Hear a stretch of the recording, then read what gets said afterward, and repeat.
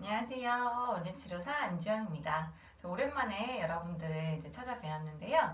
제가 그동안 좀 많이 바빴어요. 근데 이제 좀 가을이 되고 찬바람 술술 불고 하니까 약간 여유가 생겨서 이렇게 다시 동영상을 업로드하게 되었습니다. 자, 오늘 제가 여러분들께 소개해드릴 그 원예치료 수업은 바로 이 키를 활용한 수업입니다.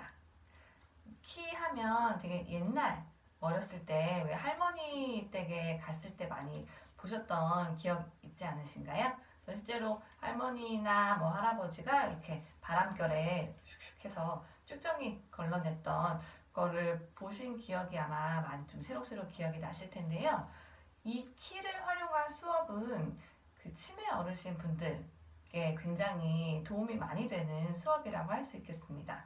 왜냐하면 이 키를 실제적으로 이제 사용을 하셨던 분들이시잖아요. 그래서 그런 어르신 분들께는 단기 기억, 뭐 하루 아니면 일주일, 한 달 전의 기억을 잘 나지 않으셔도 어렸을 때 아니면은 뭐 20, 30대 때의 기억은 장기 기억이라고 하는데요.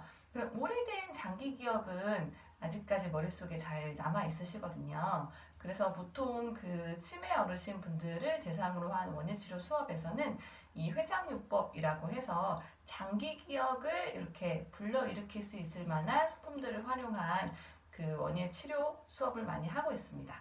그래서 오늘은 이 키를 활용해서 제가 다육 정원을 한번 만들어 볼 거예요.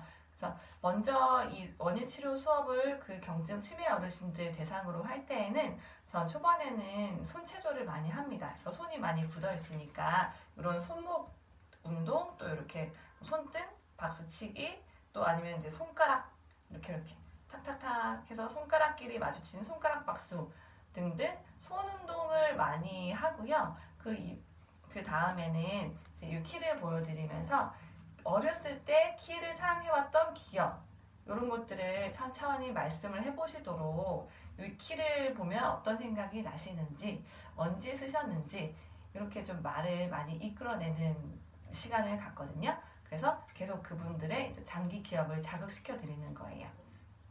그래서 그렇게 하신 다음에 이제 실제적으로 이제 요 키에 다육기를 심어 보도록 할 텐데요.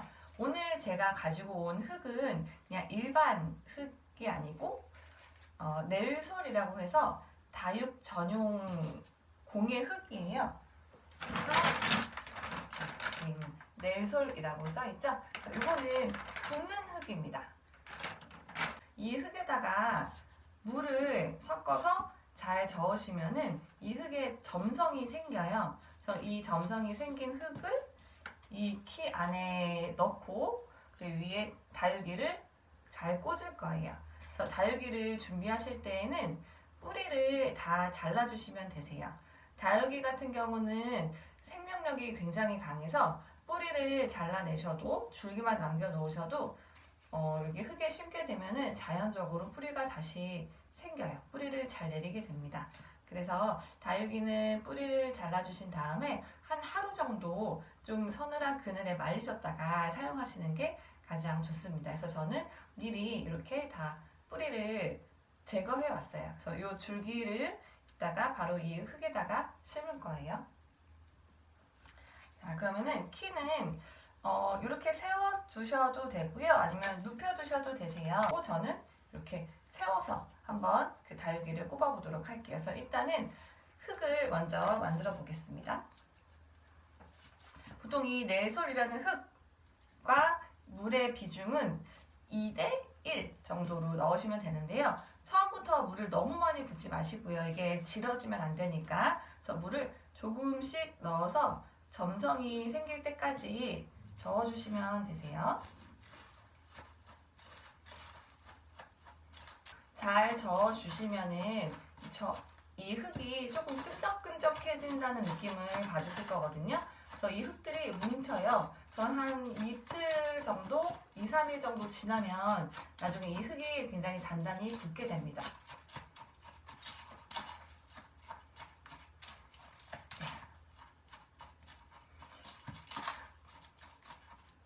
지금 거의 다 섞었고요. 이렇게 해도 쏟아지지 않죠. 점성이 생긴 거예요. 그래서 이 흙을 이제 요 키 안에다가 담아보도록 하겠습니다.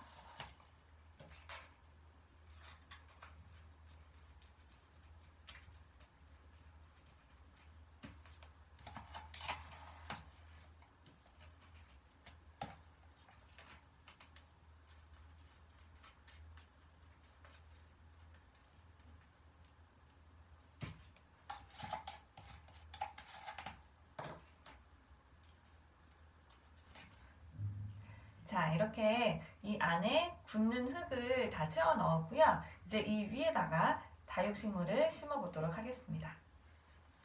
제가 준비한 다육식물은 두 가지 종류예요. 그래서 하나는 이렇게 꽃처럼 생긴 레티지아라고 하는 다육식물을 준비했고요. 또 하나는 이렇게 좀 뭔가 포송포송한 솜털이 나 있는 식물인데요. 이건 부용이라고 하는 이름의 다육식물입니다.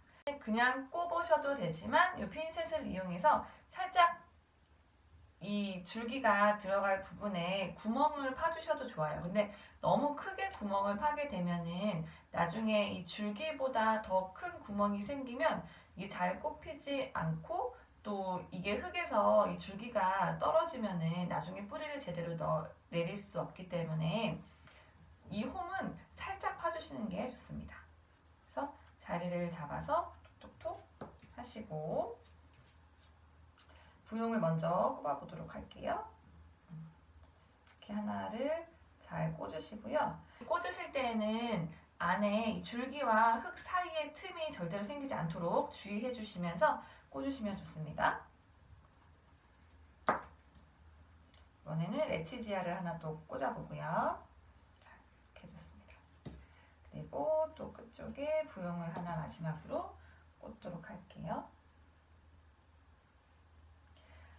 핀셋으로 하셔도 꽂으셔도 되는데요. 저는 손이 좀 더 편해서 손으로 꽂도록 하겠습니다. 이렇게 다육식물들이 뿌리를 잘 내릴 수 있도록 흙과 또 줄기 사이의 공간이 뜨지 않도록 핀셋이나 아니면은 뭐 나무젓가락 있으시면은 나무젓가락으로 해주셔도 좋습니다. 그래서 흙을 좀 잘 다져 주실게요.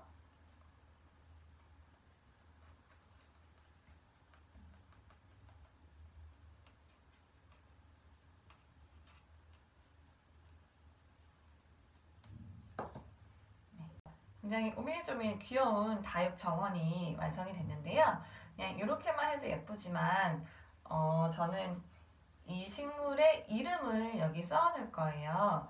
그런데 정말 그 원예치료 수업을 하시는 분들께는 여기에다가 뭐 다육 이름을 적어 주셔도 좋지만 다육 정원 이름을 지어서 한번 정원 이름을 적어 보시라고 해도 좋고요. 아니면은 뭐 생각나는 친구들 별명이라든지 어렸을 때 내 별명이라든지 다양한 어릴 적 기억을 좀 꺼낼 수 있는 그런 아이템들을 활용해서 이 이름표에다가 적으라고 하셔도 좋습니다. 저는 다육 이름을 한번 적어 볼게요.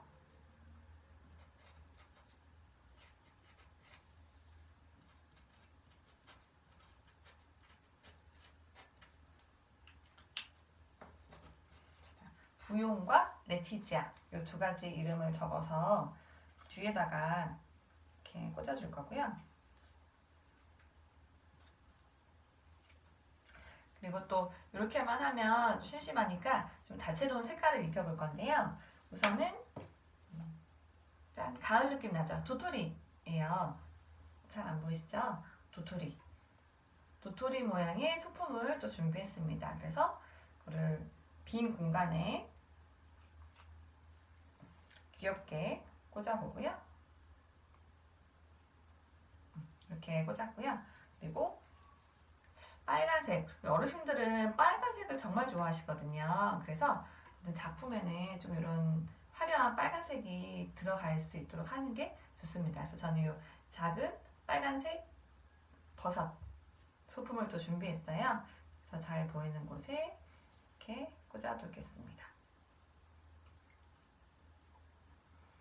꽂으니까 빨간색이 포인트가 되는 게 꽃처럼 예쁘게 생겼죠? 2, 3일 정도 서늘한 그늘에서 말리시면 좋고요. 너무 땡볕에 말리시지 않아도 좋아요. 그래서 다육식물 같은 경우는 땡볕도 좋아하긴 하는데 지금은 뿌리도 잘려있고 한 상태이니까 뭐 좀 그늘에서 조금 며칠 요양을 시켜뒀다가 나중에 얘가 또 뿌리가 잘 내렸다 싶으면은 그때 다시 이제 땡볕에 놔두시면 좋으실 것 같습니다. 자, 그리고 물을 주시는 법은 굳는 흙이다 보니까 물을 바로 우리가 원래 그냥 일반 흙에 그 물을 주는 것처럼 주면은 이 끝까지 흡수를 잘 하지 못해요. 그래서 이거는 한 10분 정도 천천히 주시는 게 좋은데 그게 좀 어렵다 싶으시면은 그냥 저면 관수 해주셔도 좋아요. 그냥 이렇게 물 양동이 같은 데 받아 놓으시고 거기다가 이렇게 다 담궈 놓으신 다음에 한 5분, 10분 있다가 빼내셔서 또 말리시면 좋습니다. 그래서 물은 너무 급하게 주지 마시고 천천히 이 굳는 흙 속까지 다 이 물을 적신다 생각하시고 여유 있게 물을 주시면 좋을 것 같습니다. 이 키를 활용해서 수업하시면서 어르신들의 옛날 얘기 많이 들어드리고 맞장구 쳐드리고 하면은 우리 어르신들이 또 힘이 또 부쩍부쩍 나시고요. 또 옛날 기억하시면서 또 즐거웠던 때를 떠오르시면서 이 마음의 어떤 긍정적인 변화도 굉장히 눈에 보이거든요. 그래서 한번 이런 것들은 치매 어르신도 좋고 아니면은 내 부모님 아니면 가까운 곳에 계시는 뭐 할머니, 할아버님들한테 한번 같이 수업해보면은 굉장히 좋은 아이템이 될 것 같습니다.